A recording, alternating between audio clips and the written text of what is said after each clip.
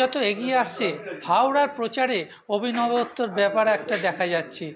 দেয়ালে যেরকম লক্ষ্মী ভাণ্ডার, সবুজ সাথী এবং বিভিন্ন সিম্বল দেখা গেল হাওড়া নির্বাচনে। পাশাপাশি দেখা যাচ্ছে মিষ্টিতে লোগো বানানো হয়েছে বিভিন্ন দলের।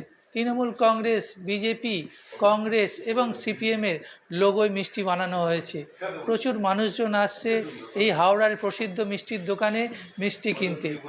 রাজনীতিতে একটা ত্রিমুখী লড়াই যেরকম দেখা যাচ্ছে হাওড়ায় বিজেপি, তৃণমূল কংগ্রেস এবং সিপিএমের মধ্যে, সেই লড়াইটাও রয়ে গেছে প্রায় মিষ্টির দোকানে। ভালোবাসা ছাড়া সম্পর্ক হয় না, মিষ্টি ছাড়া রাজনীতি হয় না। রাজনীতির ভেতরে যদি মিষ্টত্ব না থাকে তাহলে সেই রাজনীতিটা কিন্তু মানুষের ভেতর পৌঁছায় না, আর মানুষের ভেতর পৌঁছতে গেলে মিষ্টত্ব দরকার। তাই রাজনীতির ভেতরেও মিষ্টি, সেটা আমরা খুঁজে পেয়েছি।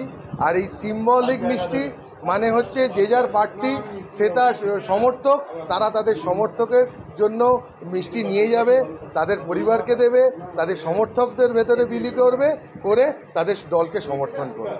আমি প্রথম এলাম মান্নাবাবুর দোকান, এটা বেতাই মিষ্টান্ন ভাণ্ডার। এখানে এসে দেখলাম যে বিভিন্ন রকমের সমস্ত রাজনৈতিক দলের সিম্বল দিয়ে মিষ্টি তৈরি করা হয়েছে।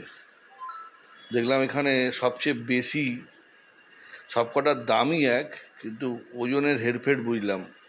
সেটা বুঝলাম যে তৃণমূলের ওজন যে মানে সাইজ কম দাম বেশি, তার মানে হচ্ছে তৃণমূলের পরিস্থিতি বর্তমানে ভালো জায়গায় দাঁড়িয়ে আছে।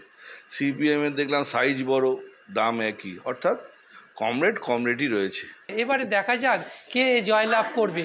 তবে প্রসূন বন্দ্যোপাধ্যায় তৃণমূল কংগ্রেসের দিকে একটি যে পাল্লা ভারী, সেটা মিষ্টির দোকানেই বোঝা যাচ্ছে। হাওড়া থেকে জগন্নাথ সামন্ত, আমার শহর, কলকাতা টিভি।